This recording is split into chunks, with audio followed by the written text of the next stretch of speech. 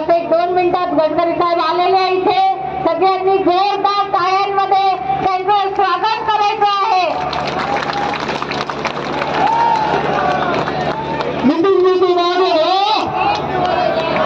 भारतीय जनता पार्टीचा भारत माता की आपल्या विदर्भाचे सुपुत्र नितीनजी गडकरी साहेब आलेले आहे. त्यांना विनंती करतो की त्यांनी व्यासपीठावरून आपलं स्थान ग्रहण करावं. तसेच भारतीय जनता पार्टीचे मोर्शी मतदारसंघातील सर्व पदाधिकाऱ्यांना विनंती करतो की त्यांनी सामूहिक साहेबांचं स्वागत करावं. त्याचबरोबर तीर्थक्षेत्र सावधारणीचे भिन्नपर्यंतचा काँग्रेस रस्ता सन्मान्य गडकरी साहेबांनी करून दिला त्याबद्दल लोणी येथील सुभाष भाऊ उर्फ गोपाल भाऊ मालते, विनोद भाऊ पालघरे, संदीप भाऊ क्षीरसागर हे सन्मान्य गडकरी साहेबांचा सन्मान पत्र देऊन सत्कार करतील त्यांना विनंती करतो. भारत माता की भारतीय जनता पार्टीचा नितीनजी तुम आगे बढ़ो, नितीनजी तुम आगे बढ़ो.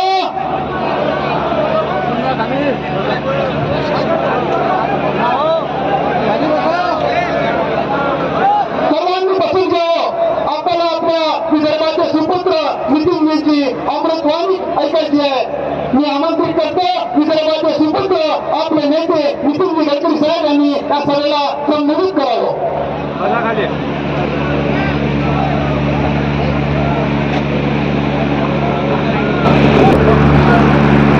सर्व सन्मान्य नेते मंडळी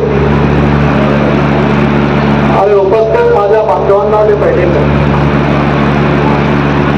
6 वाजण्याकरता आवाज तिकडे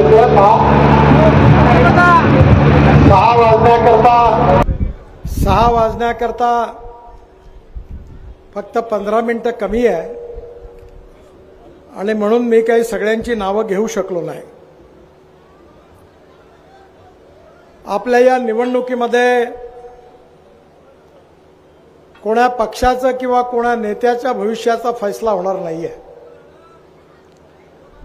तर या निवडणुकीमध्ये भारतीय जनतेच्या भविष्याचा फैसला होणार आहे.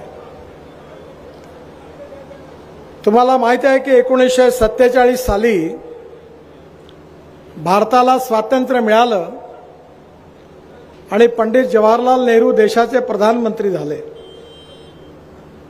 आज जवळपास 75 वर्ष झाली आहे आणि या 75 वर्षामध्ये 60 वर्ष राज्य करण्याची संधी काँग्रेसला मिळाली. काँग्रेसची कधी समाजवादी काँग्रेस होती, कधी राष्ट्रवादी काँग्रेस होती, कधी रेड्डी काँग्रेस होती, कधी चड्डी काँग्रेस होती. काँग्रेस अनेक झाल्या पण शेवटी एकाच जाऊन सगळ्या मिसळल्या. पंडित जवाहरलाल नेहरूंनी आपल्याला या देशाला आम्ही महात्मा गांधींचं स्वप्न आहे रामराज्य निर्माण करू असं सांगितलं. मग इंदिरा गांधी आल्या, त्यांनी 20 कलमी 5 कलमी कार्यक्रमाची घोषणा केली आणि गरिबी हटावचा कार्यक्रम दिला. पण गरिबी नाही हटली. मग राजीव गांधी आले, मग सोनिया गांधी आल्या, मग राहुल गांधी आता आले आहेत. गरीब आहे तिथेच आहे. आज आपला शेतकरी आत्महत्या का करून राहिला? तरुण मुलाच्या हाताला काम का नाही आहे? गाव समृद्ध आणि संपन्न का नाही आहे? ज्यावेळी आपल्याला देशाला स्वातंत्र्य मिळालं तेव्हा 90% जनता ही गावात राहत होती. 25 ते 30% जनता गाव सोडून शहराकडे चालली गेली. याला जबाबदार कोण आहे? आज अनेक नाही अशा अनेक गोष्टी उभ्या झाल्यात. या सगळ्याला जर कोणी जबाबदार असेल तर काँग्रेस पक्षाने जी धोरणं स्वीकारली, काँग्रेस पक्षाने ज्या प्रकाराने ज्या योजना तयार केल्या त्याचा परिणाम म्हणजे गरीब गरीब झाला आणि श्रीमंत श्रीमंत झाला. तुम्हाला आठवत असेल की त्या काळामध्ये 3 पक्षांचा बोलबाला होता. एक काँग्रेसची विचारधारा होती, ती लोकतंत्र आणि समाजवाद याच्या आधारावर त्यांचा कार्यक्रम होता. दुसरी समाजवादी पार्टी होती, ज्याची स्थापना डॉक्टर राम मनोहर लोहियांनी केली होती. जॉर्ज फर्नांडिस, मधु लिमय, मधु दंडवते त्याचे खासदार होते. आणि तिसरी पार्टी कम्युनिस्ट पार्टी होती. मला आठवत नाही त्यावेळी की वर्धा मतदारसंघात लोकसभा क्षेत्रात वरुड मोर्शी त्या काळात होतं की नाही, पण आपले गंगारे साहेब कम्युनिस्ट पक्षाचे ते देखील वर्धेचे खासदार होते. आणि अमरावतीवरून सुदाम काका होते. म्हणजे कम्युनिस्ट पक्षाचाही बोलबाला त्या काळात होता. पण काळाच्या ओघात रशियानीच कम्युनिझम सोडून दिला तर भारतातल्या कम्युनिस्ट नेत्यांचं अस्तित्व संपलं. मी जेव्हा चीनमध्ये गेलो होतो, चीनच्या प्रेसिडेंटच्या आमंत्रणावरून भारतीय जनता पार्टीचा अध्यक्ष म्हणून डेलिगेशन घेऊन गेलो होतो. त्यावेळी चीनमध्ये सगळी डेव्हलपमेंट जी होती ती लिबरल इकॉनॉमीवर आधारित होती. साम्राज्यवादी अमेरिकेचा जो दृष्टिकोन होता ते लिबरल इकॉनॉमिक धोरण चीनने स्वीकारलं आणि त्यावेळी शांघायची उभारणी केली. मी त्यांना प्रश्न विचारला होता की तुमच्या इथे कम्युनिस्ट पार्टीचा फक्त झेंडा आणि लाल रंग आहे आणि धोरणं मात्र कम्युनिस्ट पार्टीचे नाही आहेत. त्यामुळे कम्युनिस्ट पार्टी संपली, आज देशात कुठेही नाही. समाजवादी पार्टी संपली, एक दिल के टुकड़े हुए हजार, कोई यहाँ गिरा कोई वहाँ गिरा, ती पण संपली. आणि काँग्रेस पार्टीच्या धोरणाचं दिवाळं पिटलं. आणि म्हणून या 60 वर्षामध्ये गरिबी, भूकमरी आणि बेरोजगारीची समस्या आपण बघतोय. आज पुन्हा एकदा हा देश समृद्ध संपन्न करायचा आहे. भारताला विश्वगुरू बनवायचा आहे. भारताला जगातली 3ऱ्या नंबरची आर्थिक अर्थव्यवस्था आपल्याला निर्माण करायची आहे आणि भारताला सुखी, समृद्ध, संपन्न आणि शक्तिशाली बनवायचं आहे. गाव गरीब मजदूर शेतकऱ्यांचं कल्याण करायचं आहे. आणि हे जर करायचं असेल तर गरीब माणसाला केंद्रबिंदू मानून नवीन आर्थिक धोरणाची रचना करून त्याच्या आधारावर देशाचा विकास करण्याची गरज आहे. मला अतिशय आनंद आहे की आपल्या सगळ्यांना प्रधानमंत्री मोदींच्या नेतृत्वाखालील 10 वर्षाचा अनुभव आलेला आहे. काँग्रेस पक्षाचे 60 वर्ष आणि मोदींच्या नेतृत्वाखालील 10 वर्षाची तुलना जर केली तर आपल्याला लक्षात येईल की या 10 वर्षाची उपलब्धी काय आहे. आपल्या शहरामध्ये, आपल्या गावामध्ये किती प्रकारचे बदल झालेले आहेत त्या सगळ्यामध्ये मी काही जाऊ इच्छित नाही. पण केवळ वर्धा जिल्ह्यामध्ये माझ्या विभागातून मी 10,000 कोटी रुपयाची कामं केली. 10,000 कोटी. मी त्या काळामध्ये अमरावतीवरून मोर्शी, मोर्शीवरून वरुड आणि वरुडवरून नागपूरला बऱ्याच वेळा गेलो. त्या रस्त्याचा अनुभव मी अनेक वेळा घेतला. आज गाव लक्षात आज ओळखू येत नाही, कारण चांगले रस्ते झाले. सिंचनाच्या बाबतीमध्ये मधल्या काँग्रेसच्या, राष्ट्रवादी काँग्रेसच्या काळात सिंचन प्रकल्प बंद पडले होते. मी केंद्रामध्ये वॉटर रिसोर्सेस खात्याचा मंत्री झालो आणि त्यावेळी मी आपल्या इथे प्रधानमंत्री कृषी सिंचन योजनेतून केंद्र शासनातून 11,728 कोटी रुपये हे दिले. त्यातले 7 प्रकल्प होते. त्यात वर्धा जिल्ह्यामधला निम्न वर्धा प्रकल्प 1,600 कोटी रुपये आणि अमरावती जिल्ह्यातला निम्न पेढी प्रकल्प 915 कोटी रुपये. दोन्ही प्रकल्प पूर्ण करायला पैसे दिले. मग पुन्हा एकदा विदर्भ, मराठवाड्यातले पुन्हा जे अर्धवट पडलेली कामं होती त्यात बळीराजा जलसंजीवनी योजना तयार झाली आणि महाराष्ट्र सरकारच्या सहकार्याने मी पुन्हा विदर्भाला 9,305 कोटी रुपये दिले. त्यातले 69 प्रकल्प हे विदर्भात होते. वर्धा जिल्ह्यातलं शिरूड 95 कोटी, अमरावती जिल्ह्यातलं बोर नदी 135 कोटी, निम्न साखळी 148 कोटी, करसगाव 137 कोटी, चंद्रभागा बॅरेज 116 कोटी व इतर 11 प्रकल्प 320 कोटी असे 856 कोटी रुपये अमरावती विभागाला दिले. जर शेतकऱ्यांचा कळीचा मुद्दा जर कोणता असेल तर तो मुद्दा आहे पाण्याचा. आणि माझं नीट ऐकून घ्या तुम्ही, केवळ ही निवडणुकीची सभा आहे म्हणून नाही, पण जोपर्यंत आपण बघा आयुष्यभर नोकरी करतो आणि पैसे डिपॉझिट करतो आणि रिटायर्ड झाल्यानंतर मग बँकेतून विड्रॉ करून आपला उदरनिर्वाह करतो. आपल्याला माहिती आहे की राजस्थानमध्ये उंट नावाचा प्राणी आहे, त्याच्या पोटामध्ये पाण्याची पिशवी आहे आणि ज्यावेळी आपल्याला त्या वाळवंटामध्ये तिथल्या लोकांना प्यायला पाणी मिळत नाही तेव्हा उंटाचं पोट कापून ती पिशवी बाहेर काढतात आणि ते पाणी पितात. एवढं पाण्याचं महत्त्व आहे. आणि आज आपल्या देशामध्ये पाण्याची कमी नाही आहे, पाण्याच्या नियोजनाची कमी आहे.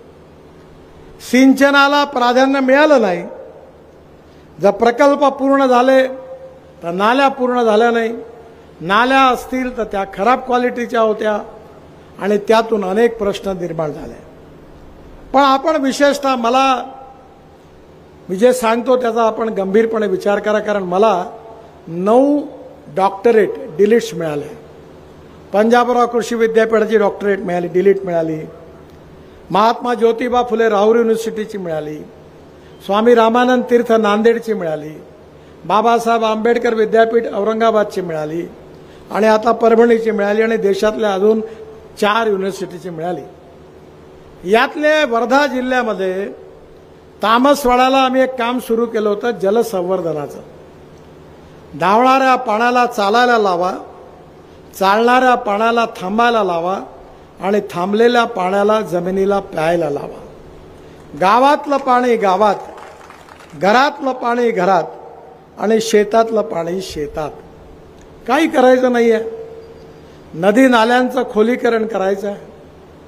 मी NHAI तर्फे रस्ते बांधले, पॉलिसी स्वीकारली आणि त्यावेळी जवळपास 1000 अमृत सरोवर बांधून पूर्ण केली.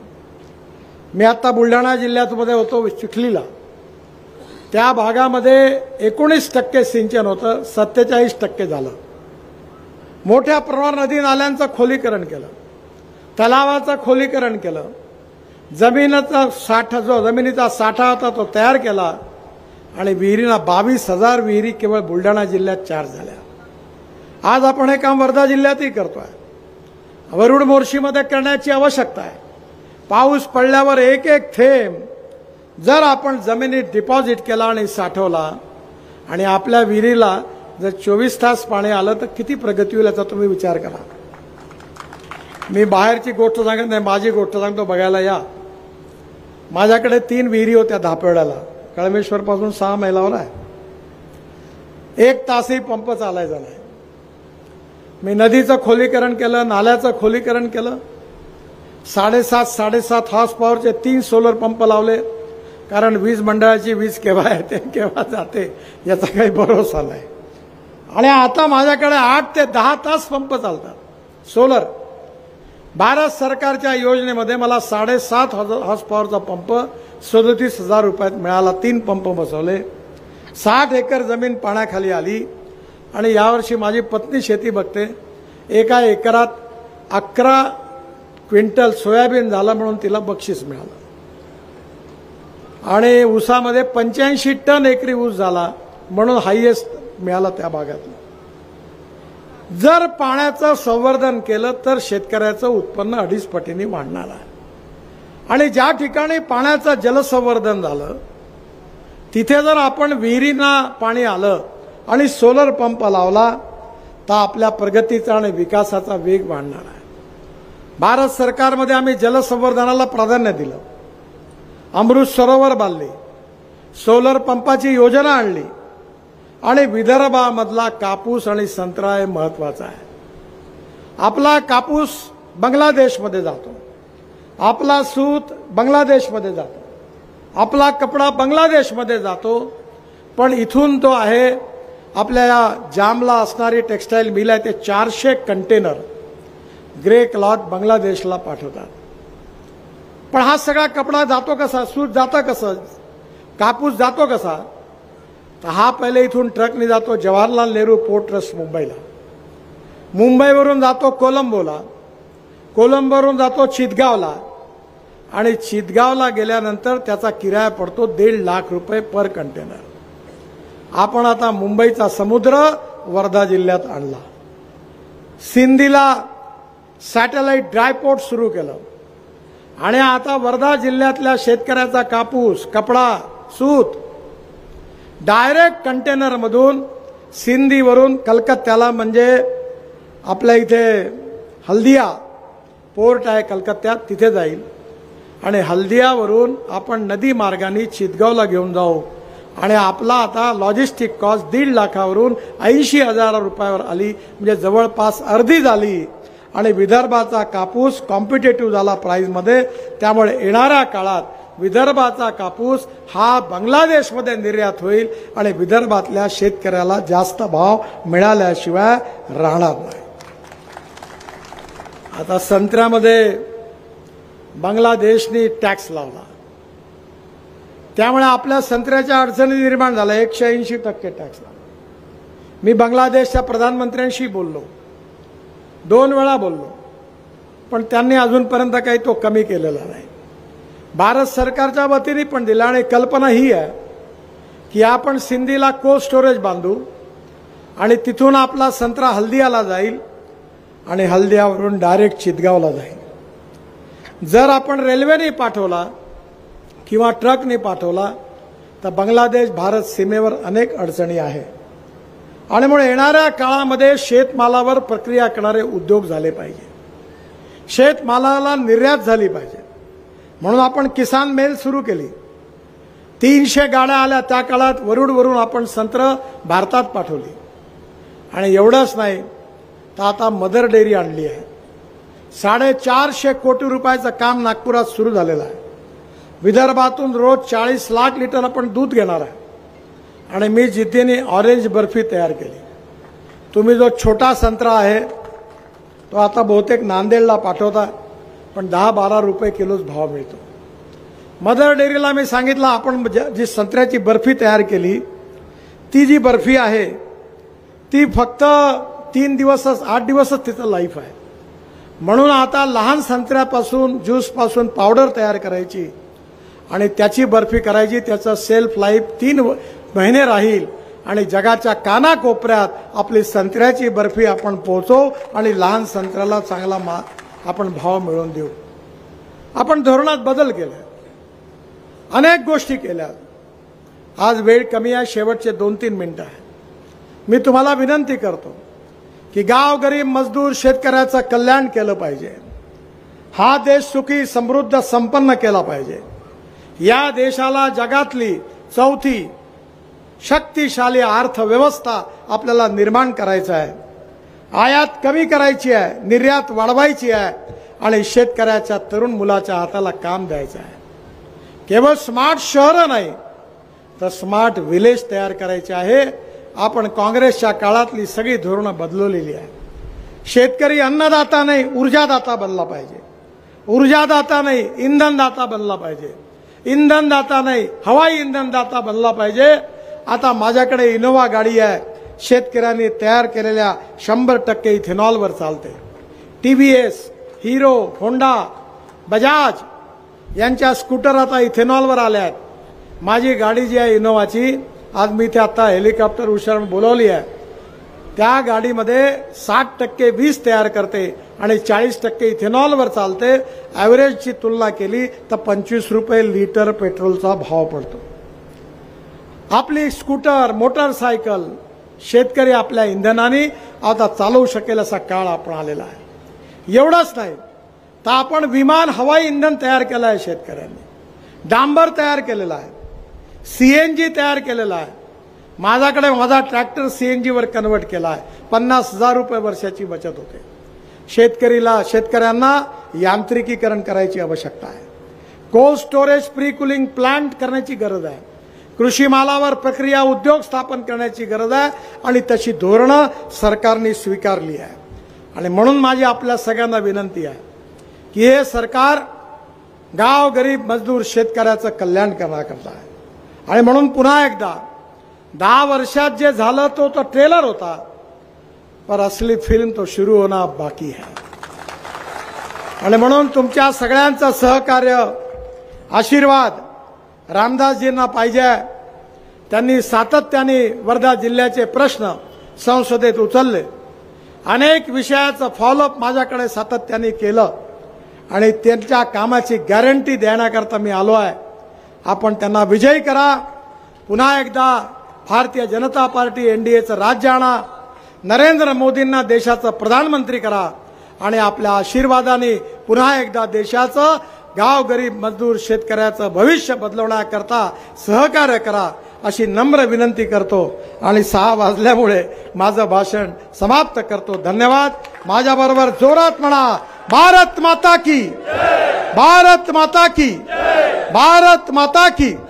नमस्कार. गारंटी में मध्यम वर्ग के लिए क्या है खास? मध्यम वर्ग के परिवारों को कम कीमत पर मिलेगा आवास. पूरी होगी उनके अपने घर की आस. विकसित भारत की गारंटी, मोदी की गारंटी. फिर एक बार मोदी सरकार. कमल का बटन दबाएं, भाजपा को जिताएं.